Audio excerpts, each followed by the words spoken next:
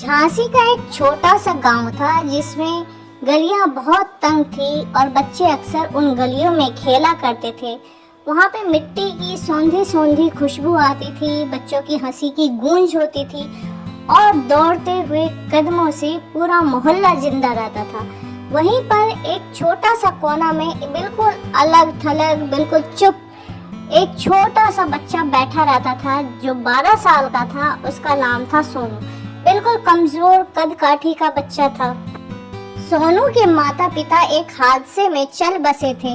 रिश्तेदारों ने भी मुंह फेर लिया था। अब उसका कोई सहारा नहीं था। उसकी आंखों में हमेशा एक अजीब सी गहराई होती थी, मानो समुंदर के नीचे कोई डूबा हुआ कोई ख्वाब हो।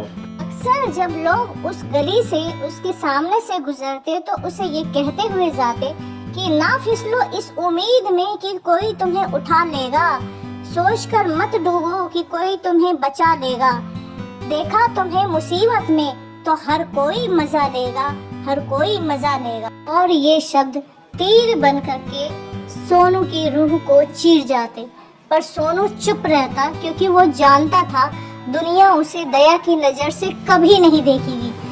पर खुद लड़ने का हुनर उसे खुद से ही सीखना पड़ेगा। शहर से एक दिन पहले गांव में मेला लगा। मेला बहुत बड़ा था। वहाँ पे रंग बिरंगे झूले थे, गुब्बारे, तरह तरह की मिठाइयों का दुकान, पूरा माहौल ही सजा हुआ था। सारे बच्चे खिलखिला के हंस रहे थे, खेल रहे थे, परिवार के साथ तस्वीरें खिंचवा रहे थे। पर सोनू एक पेड़ के नीचे बैठा सब कुछ देख रहा था। उसकी जेब बिल्कुल खाली थी और दिल बहुत भारी हुआ पड़ा था। तभी उसकी नजर एक बूढ़ी अम्मा पर पड़ी जो कि गुब्बारे बेच रही थी। अम्मा बार बार चिल्लाती, गुब्बारे ले लो, खुशियाँ ले लो, पर कोई नहीं खरीदता।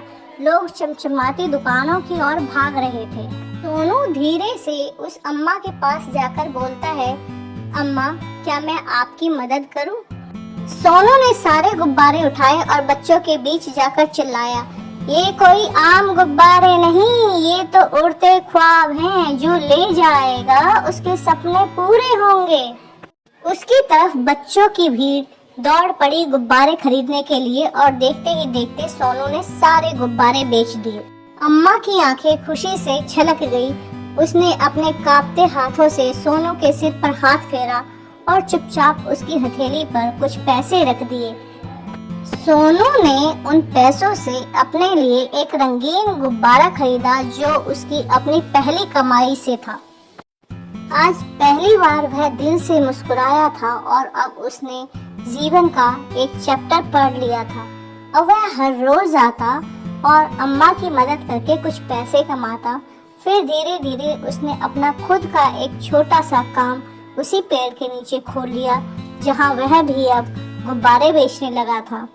सोनू की जिंदगी के कठिन समय में जो ढोल बजाने वाले रिश्तेदार थे, वही रिश्तेदार अब उसकी खुशियां देख के बीमार होने लगे थे। पर अब इससे सोनू को कोई फर्क नहीं पड़ता क्योंकि उसने दुखों के समुंदर में तैरना सीख लिया था।